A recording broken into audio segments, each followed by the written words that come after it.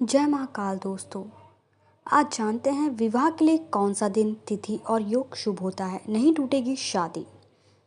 विवाह में गुण मिलान को महत्वपूर्ण माना जाता है, जबकि सप्तम, पंचम और एकादशा भाव को देखा जाना चाहिए। उसी तरह विवाह में मुहूर्त के साथ ही दिन, तिथि और महत्वपूर्ण योग का भी महत्व होता है। जैसे आपके पुष्प योग या स्वार्थ स्थित योग का नाम सुना ही होगा। इसी तरह विवाह करने के लिए भी 3 खास तरह के योग होते हैं। ज्योतिष मान्यता के अनुसार सभी का ध्यान रखा जाए तो दाम्पत्य जीवन में किसी भी तरह की बाधा नहीं आती है। आओ जानते हैं इस बारे में खास जानकारी। विवाह के लिए शुभ दिन: सोमवार, बुधवार, गुरुवार और शुक्रवार दिनों को अनुकूल माना जाता है, जबकि मंगलवार के दिन को विवाह समारोह के लिए अशुभ माना जाता है। अनुकूल तिथियां: द्वितीय तिथियां, तृतीय तिथियां, पंचमी तिथि, सप्तमी तिथि, एकादशी तिथि और त्रयोदशी तिथि विवाह के लिए शुभ होती है। शुभ मुहूर्त: शादी करने के लिए अभिजीत मुहूर्त और गोखुली वेला को सबसे शुभ माना जाता है। शुभ लग्न: मिथुन राशि, कन्या राशि और तुला राशि। शुभ तारा: शुक्र और बृहस्पति तारा उदय होना चाहिए। सूर्य भ्रमण: मेष राशि, वृषभ राशि, मिथुन राशि, वृश्चिक राशि, मकर राशि और कुंभ राशि। शुभ नक्षत्र: रोहिणी नक्षत्र चौथा नक्षत्र, मृगशिरा नक्षत्र 5वां नक्षत्र, मघा नक्षत्र 10वां नक्षत्र, उत्तरा फाल्गुनी नक्षत्र 12वां नक्षत्र, हस्त नक्षत्र 13वां नक्षत्र, स्वाति नक्षत्र 15वां नक्षत्र, अनुराधा नक्षत्र 17वां नक्षत्र, मूल नक्षत्र 19वां नक्षत्र, उत्तराषाढ़ नक्षत्र 91वां नक्षत्र, उत्तरा भाद्रपद नक्षत्र 36वां नक्षत्र, रेवती नक्षत्र 27वां नक्षत्र। शुभ करण: किसबुंदा करण, बाभा करण, बल्वी करण, कौलव करण, तोतिला करण, गारो करण और वनीजा करण। शुभ योग: विवाह के लिए निम्नलिखित 3 योग शुभ माने जाते हैं। उपरोक्त वर्णित विवाह की दिनांक में जब भी ये योग हो उस दिन को सबसे शुभ माना जाता है। पहले नंबर पे प्रीति योग। जैसा कि इसका नाम है प्रीति योग, इसका अर्थ है यह है कि यह योग परस्पर प्रेम का विस्तार करता है। अक्सर मेल मिलाप बढ़ाने, प्रेम विवाह करने तथा अपने रूढ़ी मित्रों एवं संबंधियों को मनाने के लिए प्रीति योग में ही प्रयास करने में सफलता मिलती है। इसके अलावा झगड़े निपटाने या समझौता करने के लिए भी यह योग शुभ होता है। इस योग में किए गए कार्य से मान सम्मान की प्राप्ति होती है। नंबर 2, सौभाग्य योग। यह योग सदा मंगल करने वाला होता है। नाम के अनुरूप यह भाग्य को बढ़ाने वाला है। इस योग में की गई शादी से वैवाहिक जीवन सुखमय रहता है, इसलिए इस मंगलदायक योग को भी कहते हैं। लोग मुहूर्त तो निकलवा लेते हैं, परंतु सही योग के समय प्रणय सूत्र में नहीं बंध पाते। अतः सुखमय वैवाहिक जीवन के लिए सौभाग्य योग में ही विवाह के बंधन में बंधने की प्रक्रिया पूरी होनी चाहिए। नंबर 3, हर्षण योग। हर्ष का अर्थ होता है खुशी, प्रशंसा। इस योग में किए गए कार्य खुशी ही प्रदान करते हैं। हालांकि इस योग में प्रेत कर्म यानी पितरों को मनाने वाले कर्म नहीं करने चाहिए। धन्यवाद दोस्तों। जय महाकाल। मेरे चैनल वास्तु टिप्स को लाइक और सब्सक्राइब करना बिल्कुल ना भूलें। धन्यवाद। जय महाकाल दोस्तों। शादी तय करते समय इन नियमों को ना करें इग्नोर। ज्योतिष के अनुसार इनका पालन करना है जरूरी। वैवाहिक जीवन में सफलता के लिए कुंडली मिलान के साथ साथ कुछ आवश्यक जानकारियाँ हमारे शास्त्र में दी गई हैं, जिसका पालन जरूर करना चाहिए। शास्त्रों के अनुसार विवाह एक अति आवश्यक संस्था है, जिससे समाज, जाति व विश्व का संचालन होता है। विवाह एक बहुआयामी संस्कार है। विवाह किसी जातक के जीवन में बहुत सी खुशियां भर देता है, तो कहीं बहुत बड़ा दुख का कारण भी बन जाता है। ऐसा क्यों होता है? इसका कारण यह है कि विवाह तय करने के दौरान जातक को जिस तरह की सावधानियां रखनी चाहिए उन्हें वह अनदेखा कर देता है या उनसे अनभिज्ञ है। वैवाहिक जीवन में सफलता के लिए कुंडली मिलान के साथ साथ कुछ आवश्यक जानकारियां हमारे शास्त्र में दी गई है, जिसका पालन करना जरूरी है। विवाह तय कर रहे हैं तो इन ज्योतिष नियमों को ना करें नजरअंदाज। प्रथम, गंपोते लड़के या लड़की का विवाह उसके जन्मास, जन्म नक्षत्र और जन्मदिन को नहीं करना चाहिए। एक मंगल कार्य करने के बाद 6 मास के भीतर दूसरा मंगल कार्य नहीं करना चाहिए। पुत्र का विवाह करने के बाद 6 मास के भीतर पुत्री का विवाह नहीं करना चाहिए। एक गर्भ से उत्पन्न 2 कन्याओं का विवाह यदि 6 मास के भीतर हो तो 3 वर्ष के भीतर उनमें से एक पर संकट आता ही आता है। अपने पुत्र के साथ जिसकी पुत्री का विवाह हो, फिर उसके पुत्र के साथ अपनी पुत्री का विवाह नहीं करना चाहिए। 2 सधोरों का एक ही दिन विवाह या मुंडन कर्म नहीं करना चाहिए। ज्येष्ठ लड़के या ज्येष्ठ लड़की का विवाह परस्पर नहीं करना चाहिए। ज्येष्ठ मास में उत्पन्न संतान का विवाह ज्येष्ठ मास में नहीं करना चाहिए। जन्म से सम वर्षों में स्त्री का तथा विषम वर्षों में पुरुष का विवाह शुभ होता है। इसके विपरीत होने से दोनों के लिए प्रतिकूल होता है। जिन व्यक्तियों की कुंडली में अशुभ ग्रहों की दशाओं में विवाह संपन्न हो रहा है तो विवाह से पूर्व अशुभ ग्रहों की शांति, मंत्र जाप और दान अवश्य करा देनी चाहिए, अन्यथा विवाह के बाद जीवन सुखमय नहीं रहता। जिन जातकों की कुंडली में दाम्पत्य सुख के ग्रह योग अच्छे ना हो, उन्हें विवाह लग्न मुहूर्त में ही विवाह संस्कार करना चाहिए। विवाह लग्न की शुद्धि सुखमय दाम्पत्य जीवन के लिए अति आवश्यक है। विवाह के लिए कुंडली मिला रहे हैं तो इन बातों का ध्यान रखें। मीन, वृश्चिक, कर्क, ब्राह्मण वर्ण, मेष, सिंह, धनु, क्षत्रिय वर्ण, मिथुन, तुला, कुंभ, शूद्र वर्ण, कन्या, मकर और वृष, वैश्य वर्ण। मेयते हीन वर्णे रचितो यदि उत्तम वर्ण की कन्या के साथ हीन वर्ण का पुरुष विवाह ना करे, अन्यथा यदि ब्रह्मा जी रक्षा करें तो भी वर की मृत्यु हो जाती है। ब्राह्मण वर्ण की कन्या के साथ यदि शूद्र वर्ण की पुरुष का विवाह किया जाए तो वह चाहे इंद्र की कन्या हो या निश्चय ही विधवा हो जाती है। विवाह तय करने से पहले इन बातों को भी जान लें। विवाह में ब्राह्मणों के लिए नाड़ी दोष, क्षत्रियों को वर्ण दोष, वैश्यों को गण दोष और शूद्रों को योनि दोष विशेष रूप से विचार करके मिलान करना चाहिए। यदि यह अनुकूल ना हो तो मिलान शुभ नहीं होता। ऐसे विवाह की अनुमति नहीं देनी चाहिए। यदि वर और कन्या एक ही नक्षत्र में उत्पन्न हुए हों तो नाड़ी दोष नहीं माना जाता है। अन्य नक्षत्र में हो तो विवाह वर्जित है। वर और कन्या की जन्म राशि एक हो तथा जन्म नक्षत्र भिन्न भिन्न हो, अतः जन्म नक्षत्र एक हो, जन्म राशि भिन्न हो अथवा एक नक्षत्र में ही चरण भेद हो तो नाड़ी और गण दोष नहीं माना जाता है। वर कन्या की एक नाड़ी हो तो आयु की हानि, सेवा में हानि होता है। आदि नाड़ी वर के लिए, मध्य नाड़ी कन्या के लिए और अन्य नाड़ी वर कन्या दोनों के लिए हानिकारक होती है, अतः इसका त्याग करना चाहिए। विवाह के समय वर के लिए सूर्य बल, कन्या को गुरु बल और दोनों के लिए चंद्र बल को आवश्यक विचार करना चाहिए। विवाह के समय यदि वर की राशि से 8वें, 4थे या 12वें सूर्य हो तो वर के लिए हानिकारक होता है। ये किन दिनों में शादियां नहीं की जाती? नंबर 1, श्राद्ध पक्ष जो इस वर्ष 10 सितंबर से 25 सितंबर तक है। नंबर 2, जन्म मास, बड़े लड़के या बड़ी लड़की का विवाह उस महीने या नक्षत्र या जन्म तिथि या जन्म लग्न में नहीं करना चाहिए। नंबर 3, तारा डूबना, शुक्र ग्रह 1 अक्टूबर से 25 नवंबर तक अस्त रहेगा। नंबर 4, सूर्य ग्रहण 25 अक्टूबर को भारत में दिखाई देगा।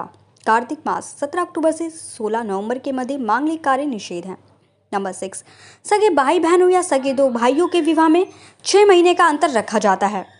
नंबर 7, मृत्यु, यदि किसी महीने में किसी प्रियजन की मृत्यु हो गई है। अपवाद। इस श्रृंखला में सबसे पहले बात करते हैं चतुर्मास की, जिसमें मांगलिक कार्य वर्जित माने जाते हैं। आज के युग में आप 4 महीने विवाह शादियों के समय जिसके साथ असंख्य लोगों के व्यवसाय जुड़े होते हैं, कैसे हाथ पर हाथ रख के बैठ सकते हैं। वास्तव में पौराणिक काल में चौमासे के मौसम में अधिक वर्षा, बाढ़ आदि के कारण रास्ते बंद हो जाते थे। कीट पतंगे, झाड़ियां आदि मार्ग अवरुद्ध कर देते थे। चूंकि विवाह तथा अन्य मांगलिक कार्य में आवागमन जरूरी था और प्रतिकूल मौसम होने के कारण इन महीनों में ऐसे कार्य बंद कर दिए जाते थे। परंतु आज के युग में अच्छे संचार, परिवहन, वाहन, ठहरने, विवाह करने, संगमों के आयोजनों के लिए असंख्य साधन मौजूद हैं, तो चतुर्मास में विवाह ना किया जाए, इसका कोई तर्क नहीं बनता। दूसरे, जिस मास में लड़के लड़की का जन्म हुआ हो या माता पिता की शादी हुई हो उस महीने में विवाह नहीं करते। इस प्रकार 12 महीनों में 4 महीने तो ये गए।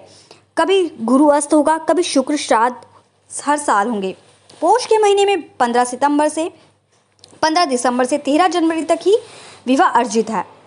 होलाष्टक में विवाह नहीं होते, जो आपके पास 12 महीनों में बहुत सीमित महीने ही विवाह के रह जाते हैं। कई बार विदेश में रह रहे भारतीयों को अवकाश नहीं मिल पाता या विमान नहीं मिल पाता। अधिकांश लोग पौष मास में विवाह करना शुभ मानते हैं। ऐसा भी हो सकता है कि दिसंबर मध्य से लेकर जनवरी मध्य तक उत्तर भारत में कड़ाके की ठंड पड़ती है। धुंध के कारण आवागमन भी बाधित रहता है। खुले आकाश के नीचे विवाह की कुछ रस्में निभाना प्रतिकूल मौसम के कारण संभव नहीं होता। इसलिए 16 दिसंबर की पौष संक्रांति से लेकर 14 जनवरी की मकर संक्रांति तक विवाह नहीं किए जाने के निर्णय को ज्योतिष से जोड़ दिया गया हो। अभिजीत मुहूर्त, कुछ समुदायों में ऐसे मुहूर्तों को दरकिनार रख रविवार को मध्याह्न में लावा फेरे या परिग्रहण संस्कार कर दिया जाता है। इसके पीछे भी ज्योतिषीय कारण प्राश में छिपा होता है। हमारे सौरमंडल में सूर्य सबसे बड़ा ग्रह है जो पूरी पृथ्वी को ऊर्जा प्रदान करता है। यह दिन और दिनों की अपेक्षा अधिक शुभ माना जाता है। इसके अलावा हर दिन ठीक 12 बजे अभिजीत मुहूर्त चल रहा होता है। भगवान राम का जन्म भी इसी मुहूर्त काल में हुआ था। जैसा इस मुहूर्त के नाम से ही स्पष्ट है कि जिसे जीता ना जा सके, अर्थात ऐसे समय में हम जो कार्य करते हैं उसमें विजय प्राप्ति होती है। ऐसे में पानी ग्रहण संस्कार में शुभता रहती है। अंग्रेज भी संडे, रविवार को सोप डे अर्थात पवित्र दिन मानकर चर्च में शादियां करते हैं। कुछ लोगों की भ्रांति है कि रविवार को अवकाश होता है, इसलिए विवाह रविवार को रखे जाते हैं। ऐसा नहीं है। भारत में ही छावनियों तथा कई नगरों में रविवार की वजह सोमवार को छुट्टी होती है और कई स्थानों पर गुरु या शुक्रवार को। पंजाब के एक पंचांग अनुसार इस साल केवल अक्टूबर या नवंबर में शुक्रास्त होने के कारण विवाह के शुभ मुहूर्त नहीं है, नहीं तो 14 दिसंबर तक काफ़ी मुहूर्त उपलब्ध है। जय माता। क्यों लेते हैं शादी के समय 7 फेरे, जाने इसका अर्थ और महत्व। हिंदू धर्म में 16 संस्कार का विशेष महत्व है। इन्हीं में से एक ही विवाह संस्कार, विवाह जो पवित्र बंधन है, जो न सिर्फ दो लोगों का मिलन है बल्कि ये उत्तरदायित्व का वहन करना भी सिखाता है। विवाह में 7 की संख्या बहुत मायने रखती है। 7 फेरे, 7 वचन, 7 जन्म। हिंदू धर्म में इन सभी का विवाह से गहरा नाता है। धार्मिक मान्यता है कि हिंदू प्रथा में 7 फेरे के बिना विवाह संपन्न नहीं होता। आइए जानते हैं शादी के समय 7 फेरे ही क्यों लिए जाते हैं, क्या है इन 7 फेरों का महत्व। 7 की संख्या का महत्व। धर्म ग्रंथों के अनुसार पृथ्वी पर सारी महत्वपूर्ण चीजों की संख्या 7 ही मानी गई है, जैसे संगीत के 7 सुर, इंद्रधनुष के 7 रंग, 7 समुद्र, सप्तऋषि, 7 दिन, 7 चक्र, मनुष्य की 7 क्रियाएं, 7 तारे आदि। यही वजह है कि वैदिक और पौराणिक मान्यताओं में 7 की संख्या को बहुत शुभ माना जाता है। इन्हीं को ध्यान में रखते हुए 7 फेरे लेना की मान्यता है। शादी में क्यों लेते हैं 7 फेरे। हिंदू संस्कृति में शादी में 7 फेरे लेने का संबंध 7 जन्मों का बंधन माना जाता है। विवाह में वर वधु के साथ 7 फेरे लेने की प्रक्रिया को सप्तपदी भी कहा जाता है। अग्नि को साक्षी मानकर वर वधु 7 फेरे लेते हैं और 7 जन्मों तक मन, तन और आत्मा से पति पत्नी के रिश्ते को निभाने का वादा करते हैं। ये 7 फेरे ही हिंदू विवाह की स्थिरता का मुख्य स्तंभ है। शादी के 7 वचन। 7 फेरे 7 वचन के साथ लिए जाते हैं। हर फेरे का एक वचन होता है जिसके जरिए वर वधु जीवन भर हर तरह से साथ निभाने की प्रतिज्ञा लेते हैं। हिंदू प्रथा में इन 7 फेरों और वचन का महत्व है। दो लोगों का शारीरिक और आत्मिक रूप से एक होना, जिसे विवाह का पवित्र बंधन कहा जाता है। कहते हैं कि मनुष्य 7 जन्म लेता है, इसलिए वर वधु को 7 जन्मों का साथी कहा जाता है। जय महाकाल। दोस्तों, विवाह में आ रही अड़चनों के लिए दूर करने के लिए अपनाएं ये महत्वपूर्ण टिप्स। नंबर 1, विवाह योग्य कुंवारे लड़कों को दक्षिण और दक्षिण पश्चिम दिशा में नहीं सोना चाहिए और लड़कियों को उत्तर पश्चिम दिशा में सोना चाहिए। नंबर 2, ध्यान रखें कि सोते समय आपके पैर उत्तर और सिर दक्षिण दिशा में नहीं होने चाहिए। नंबर 3, कमरा हवादार और रोशनी वाला होना चाहिए। अंधेरे कमरे में रहने या सोने से जीवन में नेगेटिविटी आती है।